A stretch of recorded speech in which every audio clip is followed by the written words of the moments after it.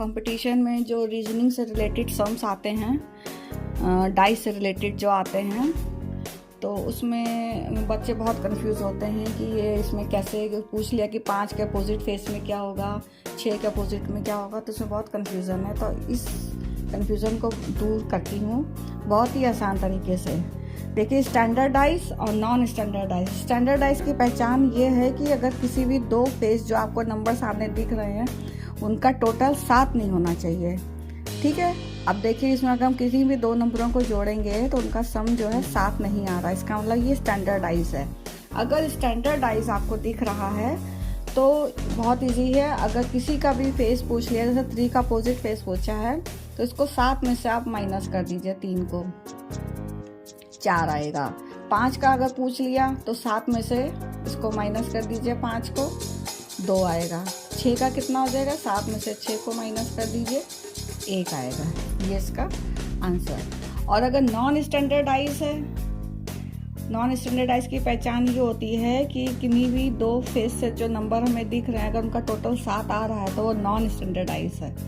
इसमें क्या होता है कि जिसका भी अपोजिट पूछ लें, जैसे मान लीजिए 3 का पूछा है, तो 3 का अपोजिट पूछने का मतलब है कि जो हमें सामने से नंबर दिख रहे हैं 4 और 5 तो होंगे नहीं, सीधी सी बात है, वो तो उसके अपोजिट में हो नहीं सकते।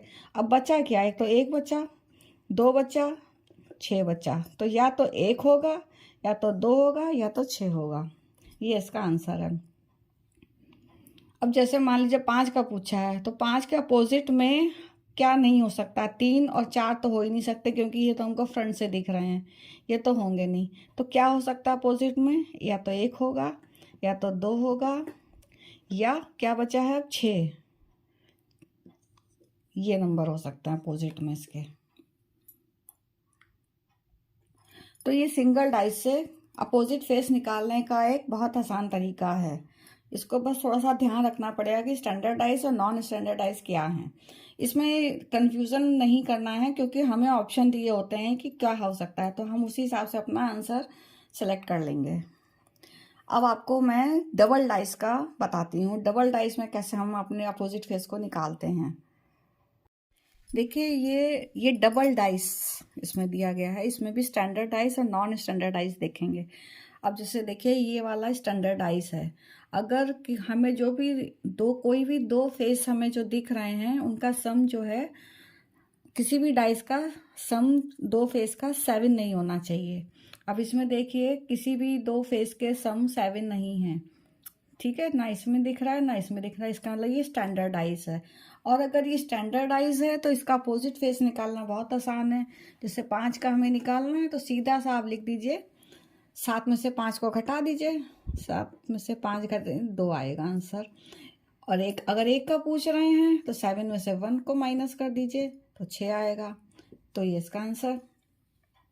और अगर नॉन स्टैंडर्डाइज है, ये देखिए ये नॉन स्टैंडर्डाइज है, इसमें देखिए इसका सम देखिए 7 आ रहा है, सेम डाइस हैं, इसका सम 7 आ गया, इसका मतलब नॉन स्टैंडर्ड है।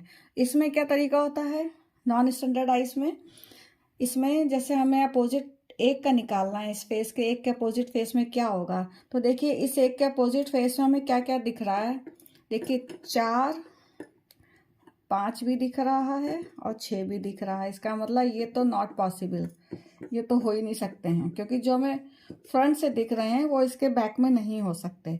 तो बचा क्या, एक तो 2 बचा और एक 3 बचा, या तो 2 होगा या तो 3 होगा। तो हमको ऑप्शन दिया होता है कि या तो 2 होगा या तो 3 होगा, तो हम उसी को सेलेक्ट करेंगे। तो इससे ये डबल डाइस से हमें फेस निकालने का ये एक आसान सा तरीका है। अब मैं आपको ट्रिपल डाइस से अपोजिट फेस निकालने का तरीका बताती हूँ। देखिए यहाँ पे ट्रिपल डाइस की फोटो बनी हुई है, ठीक है। अब इसमें जो है हमको, इसमें भी सेम रूल है।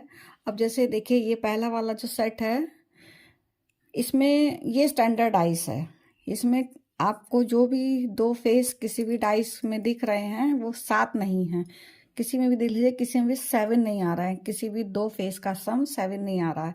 तो अगर स्टैंडर्ड डाइस है तो उसका तो कैलकुलेशन बहुत ही आसान है।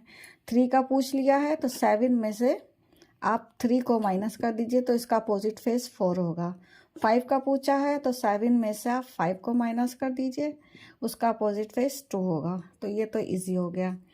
अब अगर ये नॉन स्टैंडर्डाइज है, देखिए नॉन स्टैंडर्ड है, इसमें देखिए इसका सम जो है 7 आ गया, 5 और 2 7 हो गया। इधर भी देखिए 7 आ रहा है, 6 और 1 7। तो उसका मतलब ये नॉन स्टैंडर्डाइज। अगर नॉन स्टैंडर्डाइज कह देते हैं, उसका किसी भी फेस का अपोजिट निकालना हो, जैसे इसमें 3 का कह दिया है, तो इसमें देखिए जो 3 के अपोजिट फेस में कौन सा पॉसिबल नहीं हो सकता। देखिए एक तो 1 हमको सामने से दिख रहा है, ये होना नहीं है, ये होना नहीं है, 1 5, इधर ये 6 भी दिख रहा है, ये भी नहीं होना है, तो ये तो नॉट पॉसिबल। तो ये तो हो नहीं सकते। तो अब कौन कौन से बचे हैं? अब 3 के अपोजिट में एक तो 2 बच्चा है और एक 4 बचा है। इनमें से कोई एक होगा और हमको ऑप्शन दिया होगा तो हमें वही सेलेक्ट कर लेना है। तो ये ट्रिपल डाइस फेस का ये आसान सा मेथड है। तो मैंने तीनों प्रकार के जो डाइस फेस अगर आपको रीजनिंग में दिखाए जाते हैं तो बहुत ही आसानी से आप उसका फट से आंसर दे देंगे। बस ये पहचानना है स्टैंडर्ड डाइस कौन सा है, नॉन स्टैंडर्ड, इसी में बहुत कन्फ्यूज़न होता है। Now thanks for watching.